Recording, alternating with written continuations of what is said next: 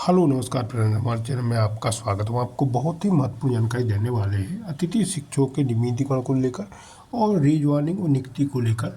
अतिथि शिक्षक के संगठन शिक्षा मंत्री जी से मिले और ज्ञापन सौंपा गया है और अतिथि शिक्षकों के भविष्य सुरक्षित करवाने के लिए भी बात की गई है। तो शिक्षा मंत्री जी ने हमें आश्वासन दिया है कि अतिथि शिक्षकों का 12 माह का सेवा काल भविष्य में किया जाएगा और वेतन वृद्धि के लिए भी निर्देश दिए गए हैं, तो वेतन वृद्धि भी किया जाएगा।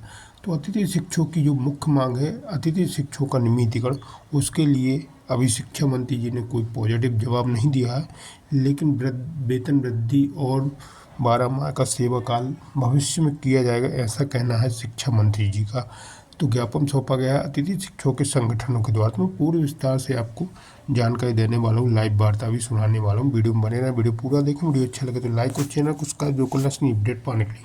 के सपनों में जान होती है। ठीक है, चलिए मैं जल्दी से आ जाता हूं अब दिनेश जी आपके पास।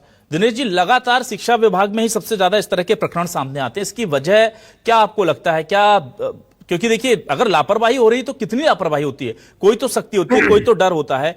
तमाम ऐसे आदेश आते हैं। मुझे लगता है कि कर्मचारियों के मामले में सबसे ज्यादा शिक्षकों के ही डिबेट में करता हूं और उसमें ज्यादातर मामलों में सरकार की मंशा अच्छी होती है, पर आदेशों की लैंग्वेज ऐसी होती है। एक आदेश बीच में उसमें गलती से कह लीजिए या जो भी है, उसमें ये लिख दिया गया था कि जो बिना बताए छुट्टी लेंगे उनको नौकरी से निकाल दो। पंकज जी, शायद मुझे नहीं पता कि आप थे कि नहीं उस दौर में, और बाद में उसको अधिकारी जस्टिफाई करते रहे कि बिना बताए जो छुट्टी लेगा उसको नौकरी से निकाल। नहीं, उसमें बिना बताए नहीं था, उस आदेश में था कि अगर कोई छुट्टी जाता है जो अतिथि शिक्षक है तो उनको नौकरी से निकाल दो। अब भाई, छुट्टी तो लेना पड़ेगी ना। किसी के घर में डेथ हो गई, कोई बीमार है, किसी के घर में कुछ हो गया, तो उसको सीधे नौकरी से निकालने का आदेश जारी कर दिया। सर, न्यूज 24 ने मुद्दा उठाया, तब जाकर के कहा इस आदेश में लिपिकीय त्रुटि हो गई, हम इसमें लिखना चाहते थे। मंत्री जी कह रहे थे कि हम इसमें लिखना चाहते थे कि बिना बताए छुट्टी। तो हमने कहा बिना बताए लिख दो ना भाई, ऐसे तो लोग मर जाएंगे देख करके कि कुछ भी हालत हो उनको जाना पड़ेगा स्कूल। तो इस तरह की चीजें बार बार दिनेश जी हो रही हैं। स्कूल शिक्षा विभाग के अधिकारी जो कथित हैं वो देखते भी नहीं है कि आदेश क्या निकाला जाए और वो जारी कर देते हैं। और जो सबसे बड़ा वर्ग है, बहुत हजारों शिक्षक, हजारों छात्र उससे जुड़े हुए हैं, वो सीधे प्रभावित होते हैं। सर, इसकी सबसे बड़ी वजह है सरकार में जो बैठे हुए जो मंत्री और जो डीपीआई में बैठे अधिकारियों के बीच में समन्वय की कमी। मैं आपको 4 फास्ट में एग्जांपल बताता हूं। आपको याद हो, अतिथि शिक्षकों को एक बहुत बड़ा घोषणा किया था हमारे मामा जी ने, शिवराज सिंह चौहान जी ने, कि आपको बोनस मार्क्स दिया जाएगा। याद है अगर आपको? इन्होंने बड़ी पंचायत बुलाई थी, एक अतिथि शिक्षक को बोनस मार्क्स दिया, देख लीजिएगा, टोटल आउट। उसके बाद बोला क्या नियमितीकरण किया जाएगा, टोटल आउट। याद, मैं सब बता देता हूं। उसके बाद 2018 को रूल लेकर के आए, जिसमें इन्होंने बीएड और डीएड को इकट्ठा प्राइमरी टीचर में कर दिया। बाद में सुप्रीम कोर्ट के कहने पर जो है 15,000 बीएड शिक्षकों को जब संकट आया तो फिर वो बेचारे जब कोर्ट की शरण में गए तो उनकी चीजें बची। प्राइमरी टीचर और मिडिल स्कूल टीचर और हाई स्कूल टीचर का एक ही रूल्स है, गैजेट 2018 पब्लिक डोमेन में डाला हुआ है और इनकी खुद की टीआरसी पोर्टल में डाला हुआ है। और जो समय पर 2022-24 में अमेंडमेंट हुआ है उसमें भी साफ साफ लिखा होता है कि कौन कौन सी योग्यताएं चाहिए, कौन कौन सी एलिजिबिलिटी चाहिए। जब आप नियम को बनाते हैं, नियम बनाया जाता है आर्टिकल 309 के थ्रू, जो कि हमारे गवर्नर साहब के थ्रू बनाया जाता है, मतलब कैबिनेट जो बना के देती है। तो जब कैबिनेट ने आपको बना के दिया है तो आप उसके ऊपर कैसे हो जाते हैं? मतलब आप ये समझिए कि गवर्नर के ऑर्डर को आपने बाईपास कर दिया। आप ये भी रीड नहीं किए कि उसमें लिखा क्या है, उसमें सिर्फ योग्यता लिखी है।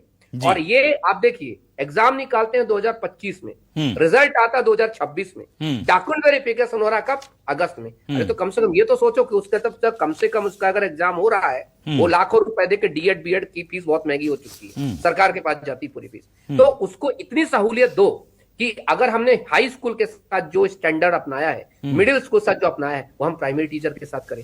आप कुछ 2 वर्ग के टीचर के साथ अलग स्टैंडर्ड अपनाते हैं, बाकी के साथ अलग अपनाते हैं। गेस्ट के साथ अभी एक नियम आया था 5 दिन पहले ही वापस दिए उन्होंने, कि जिनकी अटेंडेंस 90% से कम होगी ऐसे कमरा ही रखा जाएगा। जब आपके चैनल के द्वारा शायद बहुत बड़ा विरोध हुआ इसमें, और हम लोगों ने कोर्ट में भी कुछ लोग हैं, उन्होंने बोला कि क्या ये पागलपन है भाई। सबसे पहले जब आज मैं अगर गेस्ट बन रहा हूं तो मुझे आज बता दो ना कि इसी 90% के बेस पर बेटा अगली बार तुम चुने जाओगे।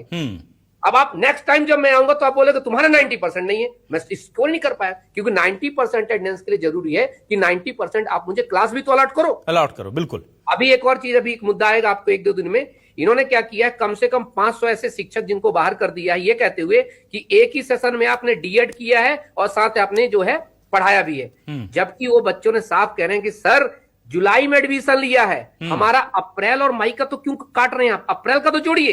पर नहीं, अधिकारी बोले नो, सेशन मतलब सेशन। कितना पागलपन है सर। और इसकी सबसे बड़ी कमी है सरकार की, मैं मानता नहीं, मैं आपको थोड़ी सी बात बता दूंगा। सरकार अच्छा चाहती है, सरकार कौन सरकार बुरा चाहती है? कोई सरकार बुरा नहीं चाहती। लेकिन जब अधिकारी अपने आप को सरकार से ऊपर समझ लेते हैं तो एक ही चीज होती है, या कि सरकार लगाम नहीं कस पा रही है, या कि ऐसे अधिकारियों को जो है वहां पर नहीं भेज पा रही है जो कि संवेदनशील होकर के शिक्षकों का जो एक मुद्दे होते हैं उसको डील करें। एक बड़ी समस्या सर, सबसे बड़ी समस्या तो ये है, इनके पास एक भी पीआरओ नहीं है जो सही जवाब दे सके। जवाब बिल्कुल nothing, nobody is there to reply your questions, सब भागते हैं एकदम।